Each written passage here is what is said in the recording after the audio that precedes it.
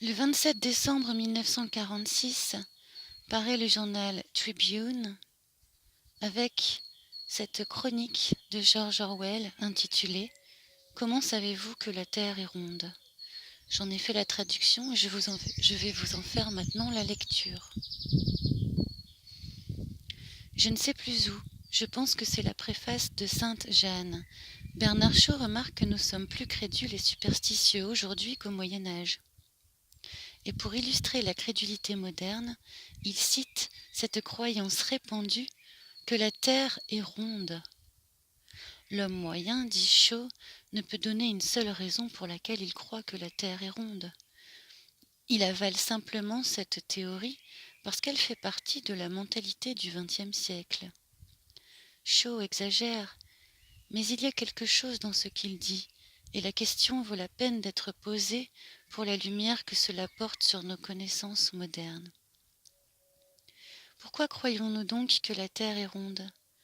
Je ne parle pas des quelques milliers d'astronomes, géographes et autres qui peuvent avoir une preuve oculaire ou avoir une connaissance théorique de cette preuve, mais du citoyen ordinaire qui lit le journal comme vous et moi. Concernant la théorie de la Terre plate, je pensais pouvoir la réfuter. Si vous vous tenez sur le rivage marin un jour clair, vous pouvez voir les mâts et les cheminées de navires invisibles passer le long de l'horizon. Ce phénomène peut seulement s'expliquer en admettant que la surface de la Terre est courbée. Mais cela ne signifie pas que la Terre est sphérique. Imaginez une autre théorie qui s'appellerait la théorie de la Terre ovale, qui prétendrait que la Terre a la forme d'un œuf. Que puis-je dire à cela ? La première carte que je peux jouer contre l'homme à la Terre ovale est l'analogie avec le Soleil et la Lune. L'homme à la Terre ovale me répond promptement qu'à partir de mon unique observation, je ne sais pas que ces corps sont sphériques. Je sais seulement qu'ils sont ronds et ils pourraient très bien être des disques plats. Je n'ai pas de réponse à celle-là. De plus, il continue. Quelle raison ai-je de penser que la Terre est de la même forme que le Soleil et la Lune ? Je ne peux pas répondre à celle-là non plus. Ma deuxième carte est la carte de l'ombre de la Terre. Quand elle se projette sur la Lune pendant les éclipses, elle nous montre l'ombre d'un objet rond. Mais, me demande l'homme à la Terre ovale, comment puis-je savoir que les éclipses de Lune sont causées par l'ombre de la Terre ?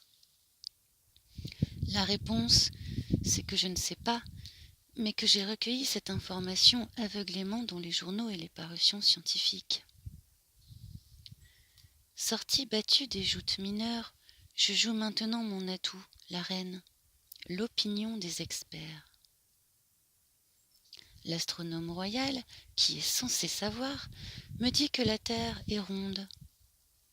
L'homme à la Terre ovale recouvre ma reine de son roi. Est-ce que j'ai mis à l'épreuve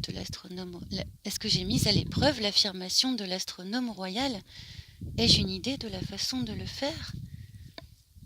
Là, je pose mon as. Oui, je connais une façon de vérifier. Les astronomes peuvent prédire les éclipses. Cela suggère que leurs opinions sont judicieuses. Il est donc justifié que j'accepte leur allégation sur la forme de la Terre. Si l'homme à la Terre ovale me répond ce que je pense être vrai, que les anciens Égyptiens qui pensaient que le Soleil tournait autour de la Terre pouvaient aussi prédire les éclipses, mon as est dégommé. Il ne me reste plus qu'une carte, la navigation. On peut naviguer autour de la Terre et atteindre les endroits prévus grâce à des calculs qui se basent sur une Terre ronde. Je crois que ça achèvera l'homme à la Terre ovale, même s'il pouvait trouver une sorte de nouvelle réplique. On verra que les raisons que j'ai de penser que la Terre est ronde sont plutôt précaires. Pourtant, il s'agit d'une information exceptionnellement élémentaire. Sur la plupart des autres questions, je devrais me rabattre sur un expert beaucoup plus tôt et serai encore moins en mesure de vérifier ces déclarations. La plus grande partie de nos connaissances en sont à ce niveau. Elles ne se fondent pas sur le raisonnement ou l'expérience, mais sur l'autorité. Comment pourrait-il en être autrement quand la masse de connaissances est si vaste que l'expert lui-même est un ignorant dès qu'il sort de sa propre spécialité? La plupart des gens à qui on demanderait de prouver que la Terre est ronde ne se donneraient même pas la peine de produire les arguments plutôt faibles que j'ai évoqués plus haut. Ils commenceraient par dire que tout le monde sait, entre guillemets, que la Terre est ronde, et se mettraient en colère si on insistait. Dans un sens, Shaw a raison. C'est une époque de crédulité, et le fardeau de la connaissance que nous devons aujourd'hui porter en est en partie responsable.